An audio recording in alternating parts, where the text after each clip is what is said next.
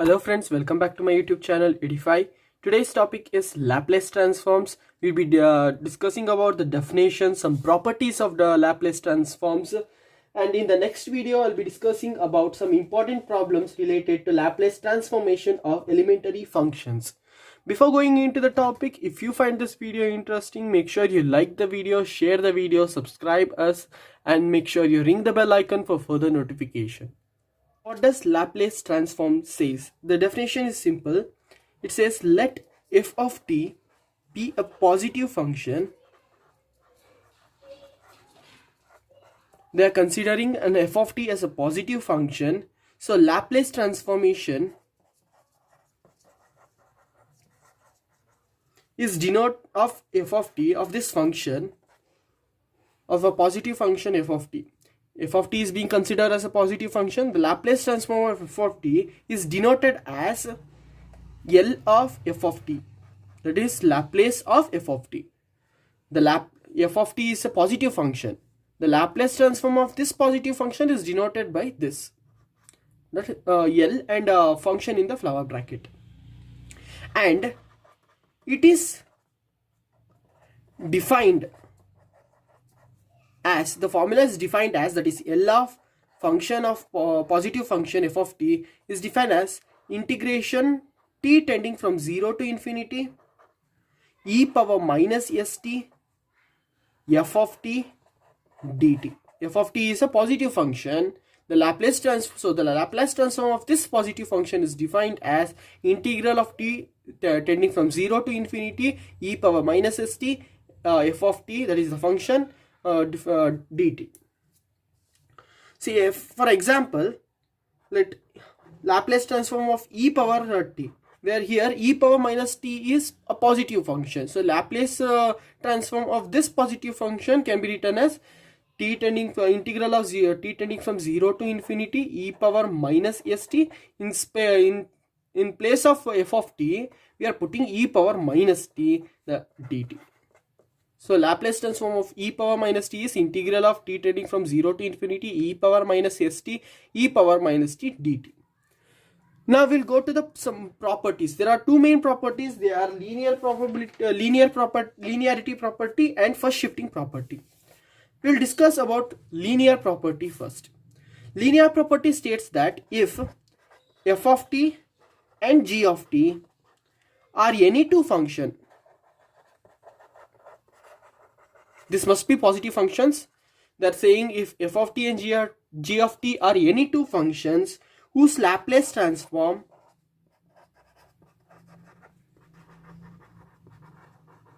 exists.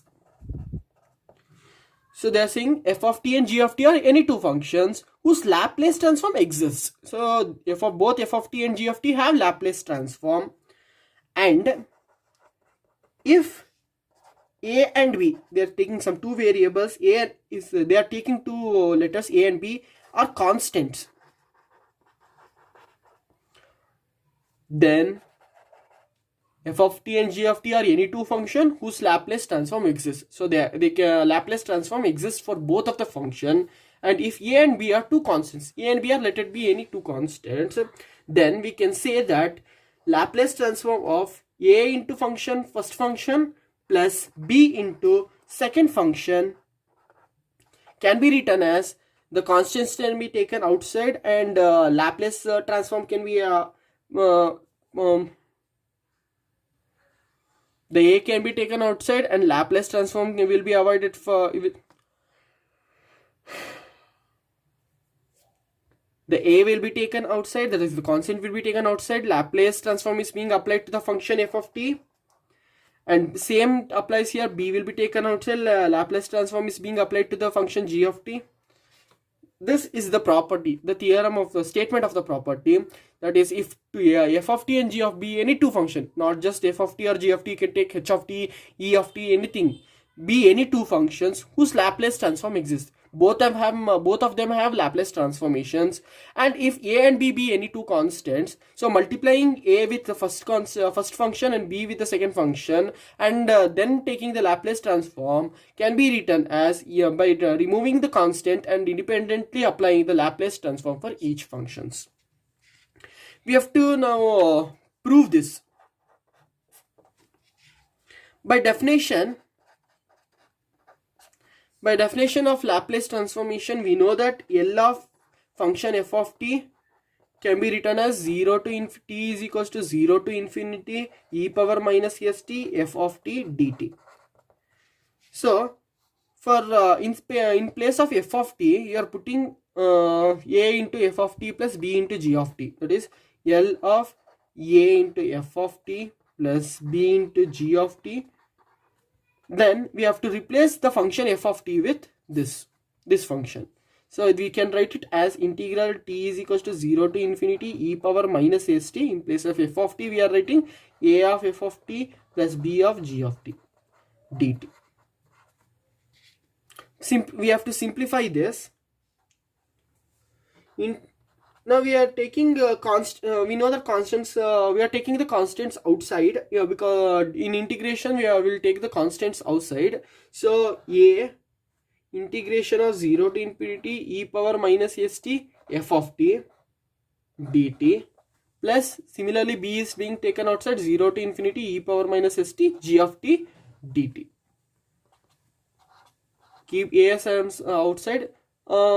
Integral of 0 to infinity e power minus st f of t dt can be written as Laplace transform of f of t by definition itself. So it can be written as Laplace transform of f of t. Similarly, we can write integration of 0 to infinity e power minus st g of t dt as Laplace transformation of g of t. So hence the proof is being proved. That is Laplace transform of a into f of t plus b into g of t can be written as a of Laplace transform of first function plus b of Laplace transform of second function, called as linearity property. Now we will move to first shifting property. In first shifting property, they have given that Laplace transform of function f of t is equals to some capital F of s. We have to prove here Laplace transform of e power at f of t is equals to f of s minus a. We have to prove this by taking this. So we'll prove it. Solution: we know that Laplace transform of f of t by definition as integral t tending from 0 to infinity e power minus st f of t dt. So Laplace transform of e power at f of t can be written as integration of 0 to infinity e power minus st e power at f of t dt. Integration of 0 to infinity e power minus st into e power at can be written as e power minus st plus at f of t dt. That is integration of 0 to infinity, taking t and minus common, e power minus take minus as common, s minus into minus is minus, minus into minus is plus, s minus a into t as also common, f of t dt. We have took minus as common from this and t as common from this, so we get e power minus of s minus a of t f of t dt. This formula looks similar to e power minus minus st. So in place of s you have s minus a, right? So if we compare to the definition of the Laplace transform, we can easily write it as f of s minus a, because they have said that linear Laplace transform of f of t is f of s.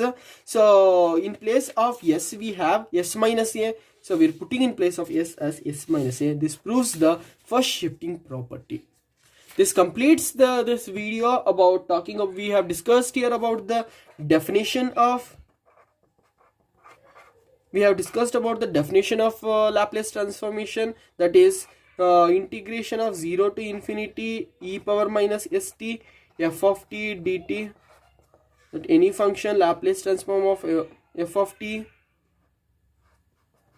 is equals to integration of 0 to infinity e power minus st f of t dt. So we learnt about the definition, we learnt about the linearity property. In linearity property, f of t and g of t are any two functions, and a and b be any two constants, such that Laplace transform of a into f of t plus b into g of t can be written as a of Laplace transform of f of t plus b of Laplace transform of g of t. And in the second property, first shifting property, we have learned that if L of f of t, Laplace transform of any of the positive function, is equals to f of s, then Laplace transform of e power at can be written as f of s minus a. So this completes this video.